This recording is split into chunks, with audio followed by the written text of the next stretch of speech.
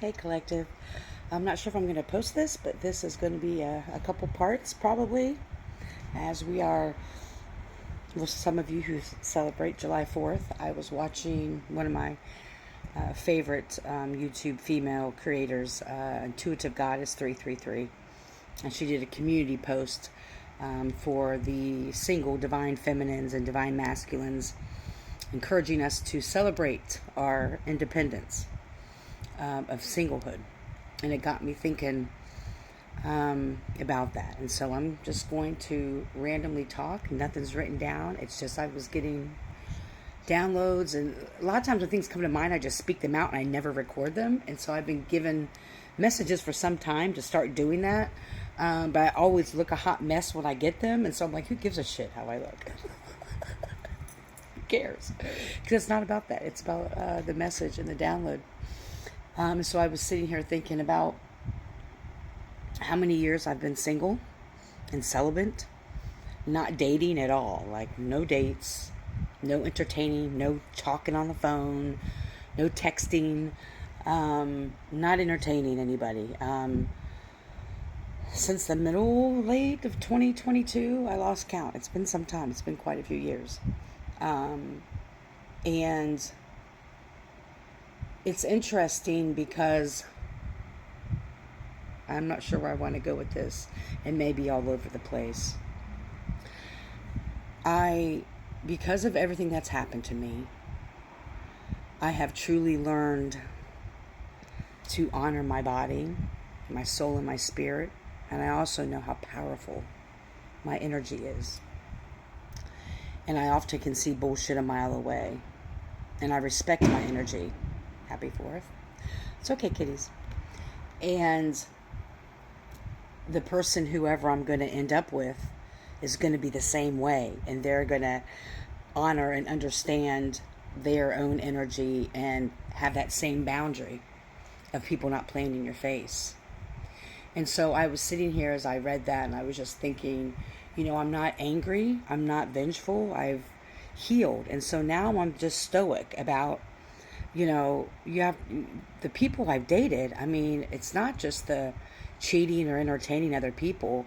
It's that people were paid to come to my life to play with my emotions, to try to break me, to try to steer me off my path, to try to get me to chase them. And not to say these things weren't effective, because they were, especially when I started my healing journey. A lot of people were paid and bribed to come into my life to pretend to like me and to pretend that we had a connection and to kind of string me along.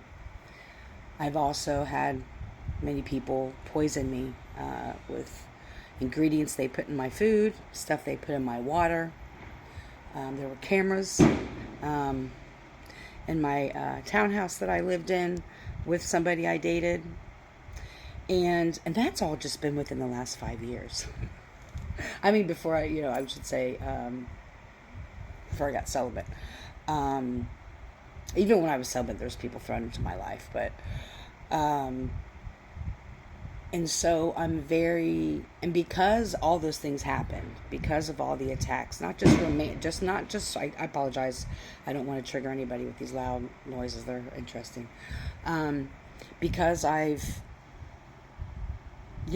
was a part of a spiritual community that I thought was my family, because I sought that, and I realized that was a part of the game. This is what they do to people. They look for unsuspecting people. I was about to say young people. I'm not young, but I mean, my spirit is young. This isn't my first rodeo on earth. Hopefully it's the last. I've had many lifetimes, and this was the lifetime for me to break a lot of cycles. But because of all the horrific things my family's done to me, I was already in the process of cutting them off. And so I was seeking a lot of things. I was unhealed. A lot of parts of me were unhealed. I was seeking validation, security, a place where I could just really be myself and not people laugh, even though that's what they were doing behind my back. And I found this spiritual community, and I loved some of these individuals a lot. I not romantically, but I mean, I really loved them. I cherished them. I considered them friends. And the fact that they were trying to destiny swap take my energy, my money, playing in my face. If you know about cults, you know. It didn't seem like that in the beginning. It didn't seem like that for a while. I was with them for 2 years, a little over 2 years, because I went to someone to study under them. And I was given signs. I was given that something wasn't right. And I noticed when I would speak up, check the time here. When I would speak up, I would be dismissed. And it was the same energy, the same feeling I got with my family or friends, many of them that I had in this lifetime, that would dismiss me, that would play in my face, that would talk shit about me behind my back. These people, this group of people, very particular, and they watch they have fake accounts and they watch me, so I see you. I'm not afraid of you. You can do whatever you want, by the way. I don't care. I'm a lot stronger than all of you put together. Put that in the book. Put that in your fucking book, bitch. And thank you, Galaxy. Here comes Galaxy. There we go. Get the baby. Okay. Sorry. But I started to see just a lot of toxicity and humiliation rituals. A lot of humiliation rituals. A lot of things they did to try to humiliate me and track me. And all of those things, my videos and many creator videos have talked about, have happened to me. I've experienced horrific things. People trying to take me out. People gang stalking me. Again, with paying people to come to my energy. Just, I could get a notebook and write on each line everything that has been done to me, and it would fill up a whole fucking college-bound notebook.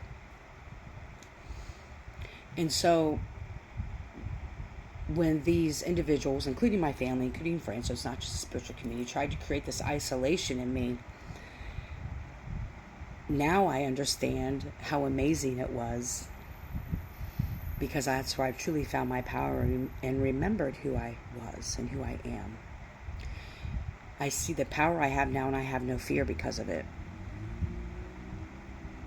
A lot of trauma work, a lot of shadow work. I'm talking years, since 2017. I've been really focusing on my spiritual path. But the spiritual community was, around COVID. And after that, And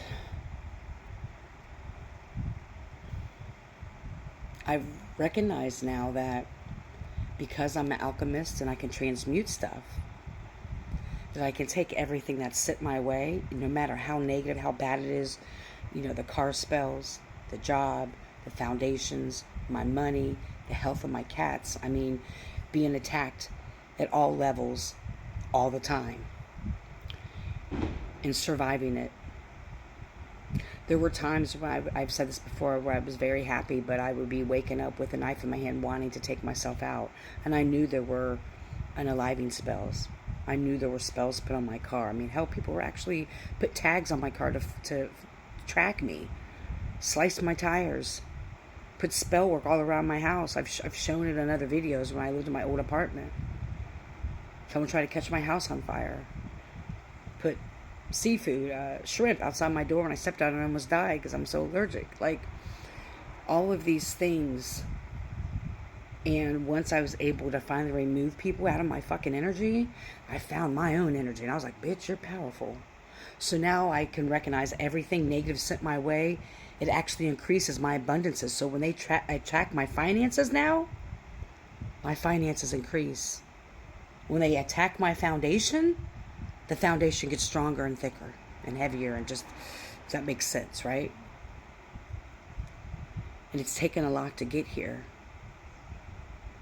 And I've cut my whole family off. I've cut everybody off. And it's peaceful now. And I'm starting this amazing new journey. And it's only been me, my ancestors, my spirit team, the universe. And so on this independent single day, I am anticipating and patiently waiting for my divine counterpart whenever we find each other, because I know that they have been through what I've been through, similar things, and they've put the work in, and we're going to understand each other's energy and the importance of peace and love.